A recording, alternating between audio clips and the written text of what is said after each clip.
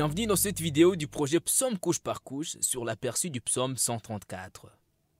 Comment vite se souvenir de ce psaume? L'expression « bénédiction réciproque » nous aide à y arriver sans beaucoup d'efforts.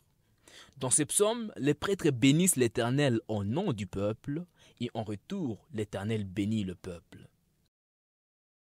Ce psaume, bien qu'il soit court, il comporte deux sections. La première est intitulée « Le peuple bénit l'Éternel » et est située entre le verset 1 et 2. Le peuple, c'est la congrégation d'Israël qui s'est rendue à Jérusalem pour une fête sainte au temple. L'expression « ceux qui se tiennent dans la maison de l'Éternel » fait référence aux prêtres du temple. Dans cette section, le peuple invite les prêtres à bénir l'Éternel. La deuxième section, située au verset 3, est intitulée « L'Éternel bénit le peuple ». Dans cette section, les prêtres déclarent la bénédiction de l'Éternel sur le pèlerin. Ceci clôture la section sur la bénédiction réciproque. Dans ces psaumes, l'emplacement et la direction sont des thèmes importants. Les mots en pourpre apparaissent dans les textes du psaume et ont une signification particulière. Dire la maison de l'Éternel est une autre façon de dire le temple où tout Israël s'est rassemblé pour les fêtes saintes. Ensuite, Sion est un autre nom pour Jérusalem où se trouve le temple. C'est les lieux mêmes où se passe cette bénédiction réciproque. Le mot bénir est en gras parce qu'il indique d'abord le thème clé de ce psaume, ensuite parce qu'il est le mot le plus répété dans ce psaume. Maintenant que nous avons à l'esprit les sections du psaume, écoutons le psaume lui-même. Allez, bénissez l'Éternel, tous serviteurs de l'Éternel, ceux qui se tiennent dans la maison de l'Éternel pendant la nuit. Levez les mains vers les sanctuaires et bénissez l'Éternel. Que l'Éternel te bénisse des Sion, le Créateur des cieux et de la terre. Les émotions ou le ton émotionnel d'un psaume, c'est essentiel pour le comprendre correctement. La première section est pleine de joie et d'unité, car le peuple appelle les prêtres à bénir l'Éternel, surtout pendant ces temps saints des rassemblements en Sion. Voir le psaume 133 qui est un psaume jumeau de celui-ci pour une exploration du thème de l'unité. La bénédiction de retour comprend également la joie et l'unité, mais surtout un sentiment de grand respect, en d'autres termes un sentiment de révérence, car le peuple reçoit la bénédiction du Créateur du ciel et de la terre. Parcourons maintenant ce poème en l'expliquant verset par verset. La superscription de ce psaume dit ce qui suit. Un chant de montée par David. Comprenons que les chants de montée étaient des chants de pèlerinage, chantés alors que le peuple d'Israël suivait les commandements de l'Éternel, celui de voyager ou de monter à Jérusalem pour les fêtes religieuses. 4 de ces chants ont été écrits par David et un a été écrit par Salomon, ce qui suggère que la collection a pu s'enrichir au fil du temps. Ce psaume est peut-être l'un des premiers chants de montée écrits lorsque le pèlerinage à Jérusalem a commencé. C'est le dernier cantique de montée du livre de psaumes et le contenu indique que les pèlerins ont maintenant atteint Jérusalem et ont voyagé de nuit jusqu'au temple. La première section, au cours de laquelle le peuple bénit l'Éternel, a peut-être été un dernier rituel avant qu'il ne s'installe à Jérusalem pour la nuit. Voici comment se lit le verset 1. Allez, bénissez l'Éternel, tous serviteurs de l'Éternel, ceux qui se tiennent dans la maison de l'Éternel pendant la nuit. Le pèlerin appelle les serviteurs qui sont très probablement les prêtres du temple, qui se tiennent debout, c'est-à-dire pour servir la nuit. Veuillez voir notre vidéo sur les difficultés exégétiques pour d'autres compréhensions de qui peuvent être les serviteurs en question. Le seul message du peuple, c'est le suivant. Bénissez l'Éternel. La raison pour laquelle ils sont venus à Jérusalem, c'est de participer à une fête afin d'adorer l'Éternel. À cette époque de l'histoire, le peuple n'avait pas accès direct à l'Éternel, mais devait l'atteindre par la médiation du sacerdoce ou des prêtres. C'est le rôle des prêtres de se tenir entre le peuple et Dieu. C'est pourquoi le peuple appelait les prêtres à donner cette bénédiction à l'Éternel. L'Éternel bénir les humains, ce n'est pas difficile de se l'imaginer ni de comprendre la signification. Nous allons nous concentrer davantage sur cette idée dans la deuxième section, c'est-à-dire au verset 3. Mais dans ces versets, nous avons les gens ou le peuple qui bénissent l'Éternel en passant par le prêtre. Qu'est-ce que cela signifie exactement, les humains bénir l'Éternel? Cela signifie qu'ils louent les bonnes choses à son sujet. Dans ce psaume, le peuple exprime sa joie devant la faveur spéciale qu'il a reçue de l'Éternel, c'est-à-dire son alliance avec l'Éternel. Le fait que le peuple bénit l'Éternel ne le met pas dans une position d'autorité sur l'Éternel. Bien au contraire, cela le place dans une relation à double sens dans laquelle l'Éternel cherche activement leur bien-être et eux, à leur tour, ils l'expriment.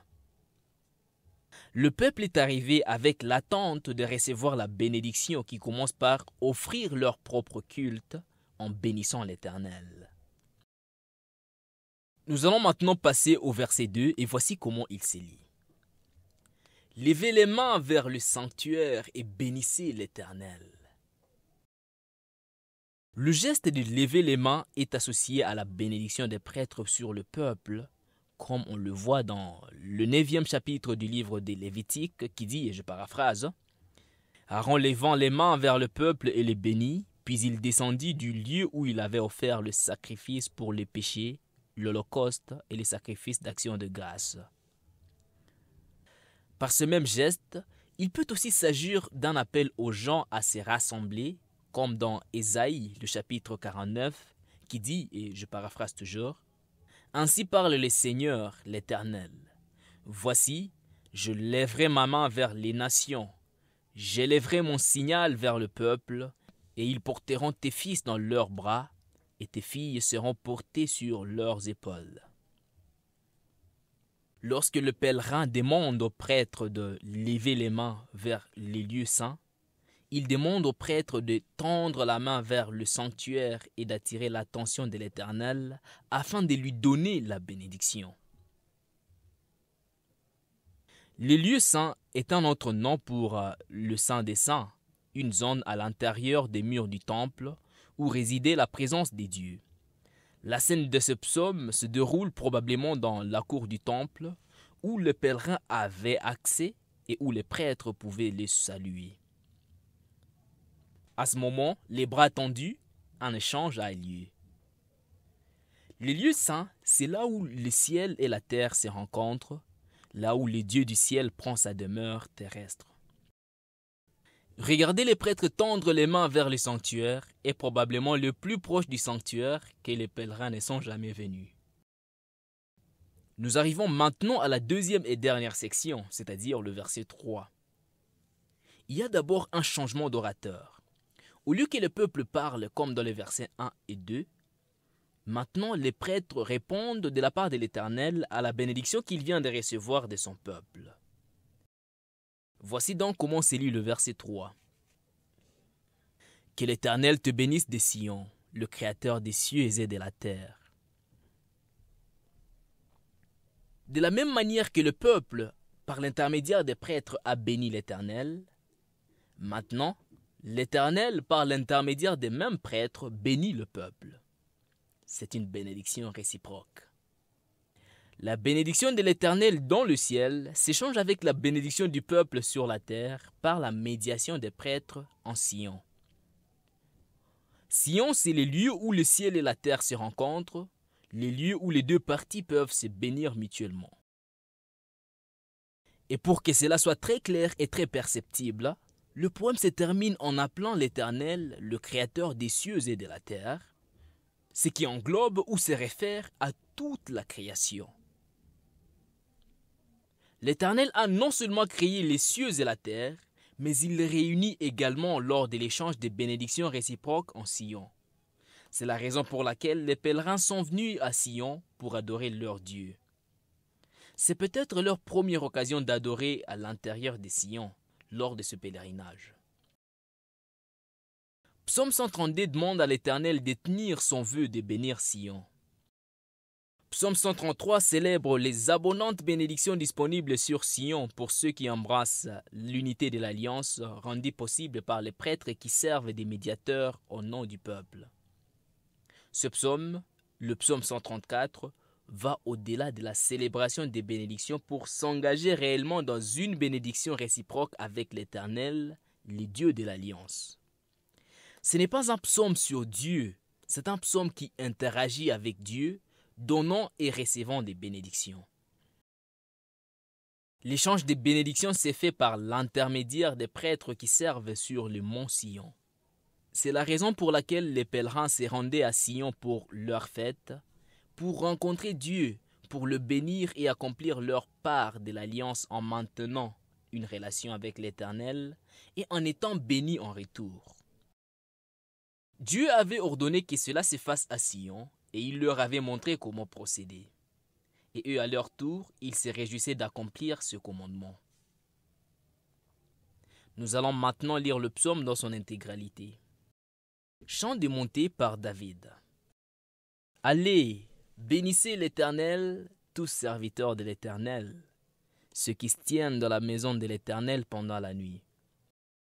Levez les mains vers le sanctuaire et bénissez l'Éternel. Que l'Éternel te bénisse de Sion, le Créateur des cieux et de la terre. Voilà donc, c'était là notre vidéo sur l'aperçu du psaume 134. Notre objectif dans cette vidéo est de présenter une interprétation unique et cohérente de ce psaume. Notre vidéo sur les problèmes ou difficultés exégétiques traite d'autres points de vue des chercheurs et notre vidéo sur les traits ou caractéristiques poétiques explore la nature poétique distincte de ce psaume en tant que produit de la poésie hébraïque. Toutes ces vidéos vous sont offertes gratuitement grâce à nos généreux donateurs.